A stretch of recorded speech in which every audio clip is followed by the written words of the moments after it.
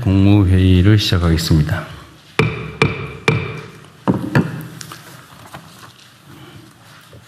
매우 어려운 상황 속에서도 우리 국무위원 여러분의 뛰어난 역할, 그리고 우리 국민 여러분의 협조 덕택에 안정적 상태를 잘 유지하고 있습니다. 감사하게 생각합니다. 지난달 수출이 최초로 800억 달러를 돌파했습니다. 올해 1분기 수출액도 분기 기준으로는 처음으로 2천억 불을 넘어섰습니다. 대외 여건이 매우 악화한 상황 속에서도 우리 경제가 강인한 저력을 발휘하고 있습니다. 그러나 중동 전쟁 장기화의 충격이 민생 경제 전반으로 확대되고 있습니다. 당장 종전이 이루어진다 해도 전쟁의 상처는 오랜 기간 지속될 것으로 보여집니다. 따라서 취약계층의 어려움을 세심하게 살피는 노력과 함께 대외 변수와 지정학적 리스크에 취약한 우리 경제 구조를 근본부터 새롭게 개편하는 경제산업 대전환에도 속도를 내야 되겠습니다. 특히 과거 오일 쇼크를 겪고도 여전히 특정 지역에 편중된 에너지 수급처를 다변화해 나가야 합니다. 그리고 화석연료 중심의 산업체계를 과감하게 그리고 신속하게 전환해야 되겠습니다. IMF 외환위기를 IT 강국 도약의 계기로 삼았던 것처럼 이번 중동발 위기를 재생에너지 강국으로 나아가는 기회로 만들어야 되겠습니다. 관계부처는 에너지 수급 다변화와 재생에너지 중심의 에너지 대전환에도 속도를 내야 되겠습니다. 전쟁 추경 심사도 마찬가지입니다. 처리 기간을 줄이는 것만큼 중요한 것이 실제 집행입니다. 추경이 통과되는 즉시 최단 기간에 예산 집행이 효율적으로 이루어질 수 있도록 지금부터라도 사전 준비에 만전을 기해 주시기 바랍니다.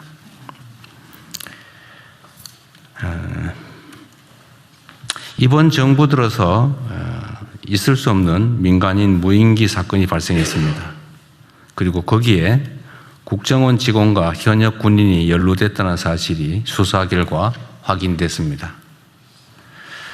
대한민국 헌법과 법률은 개인들의 사전행위, 사적으로 북측에 도발하는 행위를 금지하고 있습니다. 국가 전략상 필요에 따라서 그런 일이 생기는 것도 극도로 신중해야 되는데 개인적으로 이런 대북 도발 행위를 했다는 사실이 매우 안타깝습니다. 과연 누구에게 도움이 될 것인지 잘 생각해 봐야 되겠습니다. 이번 사건으로 누구보다 접경지역 주민 여러분들의 우려가 컸을 것입니다. 깊은 위로 말씀을 드립니다. 그리고 비록 우리 정부의 의도는 아니지만 일부의 무책임하고 무모한 행동으로 불필요한 군사적 긴장이 유발된 데 대해서 북측에 유감의 뜻을 표합니다. 관계부처는 유사 사례가 재발하지 않도록 즉각적인 제도 개선과 함께 당장 집행 가능한 조치를 신속하게 취해 주시기 바랍니다. 세계 각지의 분쟁으로 공동의 규칙과 호혜에 기반한 국제 질서가 크게 흔들리고 있습니다. 이런 시기일수록 한반도의 평화와 안정이 무엇보다 중요하고 또 이를 책임져야 할 주체는 바로 우리 자신들임을 명확하게 인지해야 되겠습니다. 냉혹한 국제 질서 변화를 예의주시하면서 한반도 평화를 위해 보다 책임 있는 행동이 필요한 때입니다. 국회가 개헌안을 발의했습니다. 현행 헌법이 만들어진 지 40년 가까이 지나면서 변화된 사회상을 제대로 반영한 개헌 필요성에 모든 국민들이 공감하고 계십니다. 하지만 그간의 개헌 논의는 여러 정치적, 사회적 이견 때문에 계속 좌초되어 왔습니다. 현재 상황에서 모든 사안을 한꺼번에 해결하자는 것은 결국 같은 실패를 반복하자는 것과 다름없습니다. 그렇기 때문에 이미 국민적 공감대가 충분히 이루어진 구체적 사안들부터 부분적이고 단계적으로 개헌을 추진하는 것이 순리일 것입니다. 이번만큼은 가능한 수준이라도 개헌에 물꼬를 틀 수 있도록 초당적인 협조가 필요합니다. 구체적 내용을 보더라도 5.18 민주화 운동이나 또 부마 항쟁을 헌법 전문에 반영하는 것은 여야 간에 이견이 없고 또 제1야당인 국민의힘조차 그간 수차례 명시적으로 헌법 전문에 반영하자고 주장해 왔습니다. 계엄 요건을 강화하는 헌법 개정에 대해서도 이견이 없을 것입니다. 얼마 전에 국민의힘 측에서도 계엄에 대해서 반성의 뜻을 표한 바가 있기 때문에 다시 그러한 국정 문란이 발생하지 않게 하는 것은 역시 이견이 없을 것으로 보여집니다. 지방자치 강화 부분도 역시 마찬가지로 이견이 없고 특별히 이해관계가 충돌할 가능성이 없습니다. 이렇게 명시적으로 모든 정치 세력들이 동의했던 사안들, 이런 사안들에 대해서는 이번 지방선거에 즈음해서 동시에 개헌을 얼마든지 할 수 있을 것으로 보여집니다. 이해타산을 따지지 말고 또 정략적인 판단보다는 국가의 미래와 국민의 삶이 훨씬 더 중요하기 때문에 가능한 합의가 될 수 있도록 설득하고 또 타협하고 토론하기 바랍니다. 덧붙여서 몇 가지 좀 추가로 말씀을 좀 드리도록 하겠습니다. 다주택자 양도세 특혜에 대해서 시한이 5월 9일로 다가오고 있습니다. 아마 지금까지는 5월 9일까지 허가를 완료하고 계약을 해야 된다라고 알려지고 있기 때문에 4월 중순이 되면 더 이상 매각이 불가능하다. 허가 신청 또 허가 승인 절차까지 시간 때문에 불가능하다. 이렇게 판단하는 것 같습니다. 뭐 그렇게 할 필요가 있을까 싶습니다.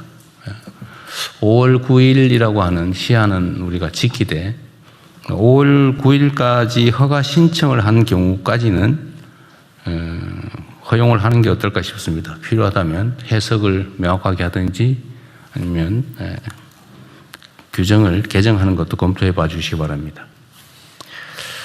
덧붙여서 이런 민원이 많습니다. 다주택자들의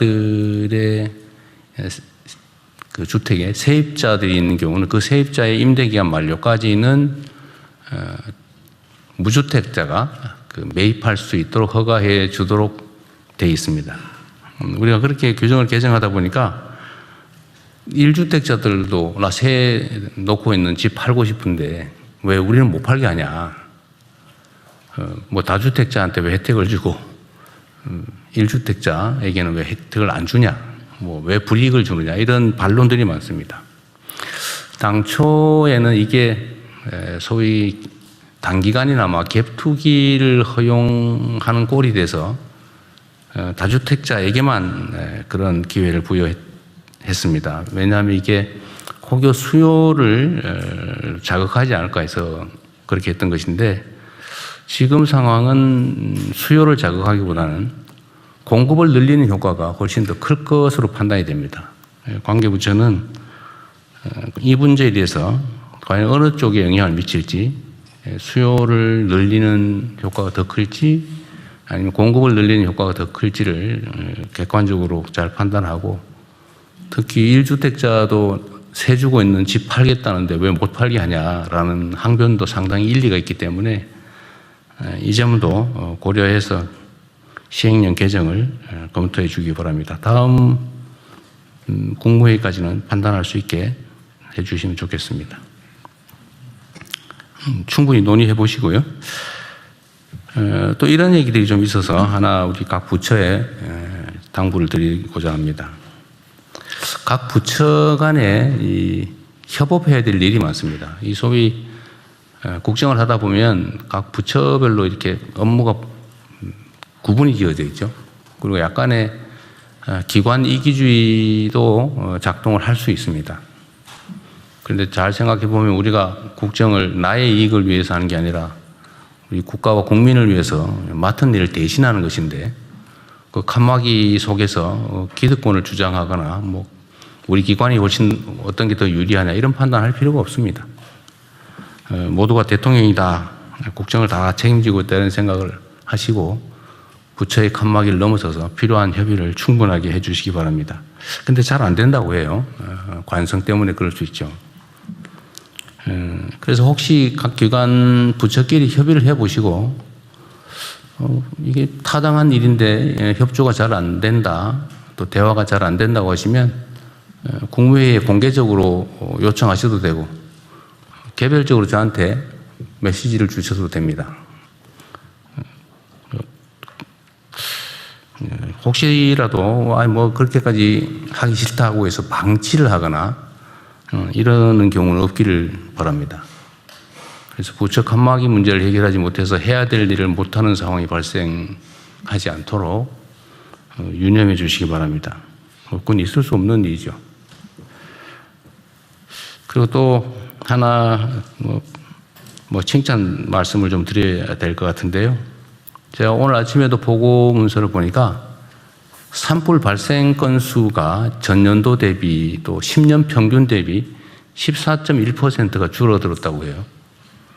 사실 작년 11월, 12월 뭐 이때까지만 해도 예년보다 산불 발생 건수가 엄청 많이 늘어나서 제가 대체 왜 산불이 이렇게 많이 나나 물어봤더니 무슨 강수량 문제도 있고 여러 가지 요인들이 있었다고 해요.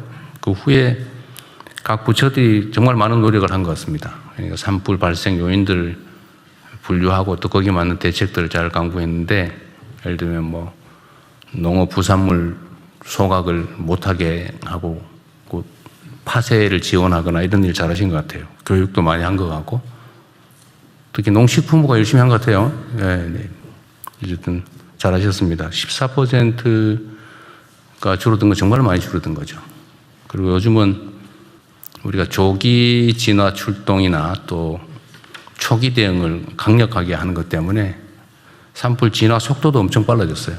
그래서 나중에 통계를 또 한번 내보겠지만 하여튼 발생 자체가 줄어든 것은 행정부처 여러분들의 적극적인 노력 덕분입니다. 감사드리고요. 우리 비서실에서 하든지 누가 하든지 제일 기여가 큰 부서들은 좀 찾아가지고 포상을 좀 하도록 하시죠. 네, 준비하겠습니다. 네. 그리고 마지막으로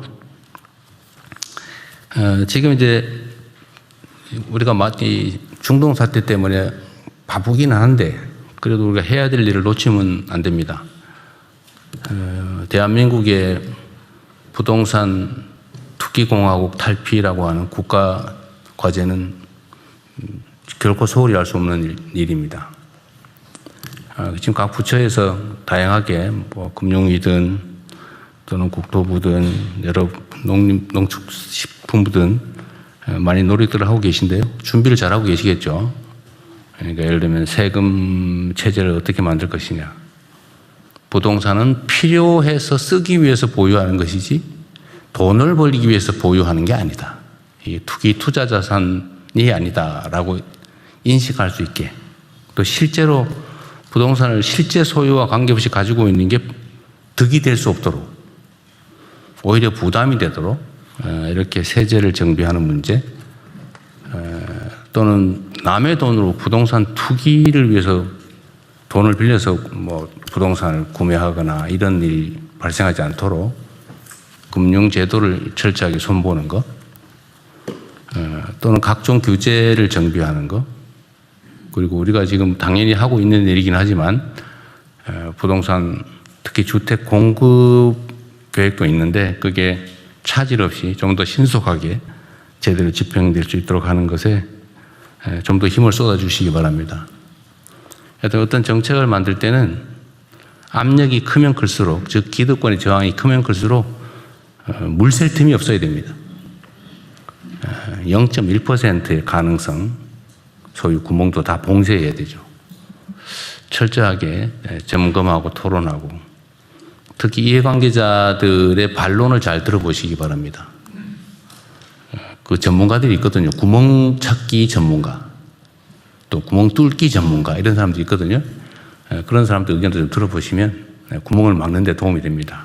그래서 철저하고 완벽한 대책을 수립해서 열심히 일하는 사람들이, 또 열심히 노력하는 사람들이, 열심히 연구하는 사람들이, 열심히 공부하는 사람들이 돈을 벌고 성공할 수 있는 그런 사회를 꼭 만들어야 됩니다. 남들 열심히 일하는데 이거 뭐 적당하게 머리 써서 남의 돈으로 규제와 제도를 탈피해서 꼼수로 돈 벌고 이러면 누가 일하고 싶겠어요? 이 나라가 좀 제대로 가는 소위 비정상의 정상화의 가장 핵심적인 과제는 불로소득을 줄이는 겁니다. 그리고 저는 뭐 근본적으로 그런 생각이 들던데, 열심히 일해가지고 버는 돈에도 세금을 내잖아요. 소위 근로소득도 많으면 40 몇 퍼센트, 47.5%입니까? 어쨌든 50% 가까이 세금을 내는데, 뭐 노력하는 것도 없이 약간 규제를 탈피하거나 아니면 남의 돈을 이용하거나 뭐 이런 걸로 돈 버는 데는 별로 세금도 없고 이런 거 좀 이상한 것 같아요. 그것도 역시 사람들의 성실한 그 노력 욕구를 감소시키지 않습니까? 감소시키지 않습니까? 또 그런 것도 다 고쳐야죠. 그래서 모두가 열심히 노력하고 또 노력해서 돈 버는 사람이 존중받고, 또 부자가 되면 야, 저 사람이 열심히 일해서 노력해서 역량이 있어서 부자가 됐구나. 부자를 또 존중하고 그런 사회로 나아가야 되지 않을까 생각이 됩니다. 잘 준비해 주시기 바랍니다. 이상입니다. 이후 회의는 국무총리께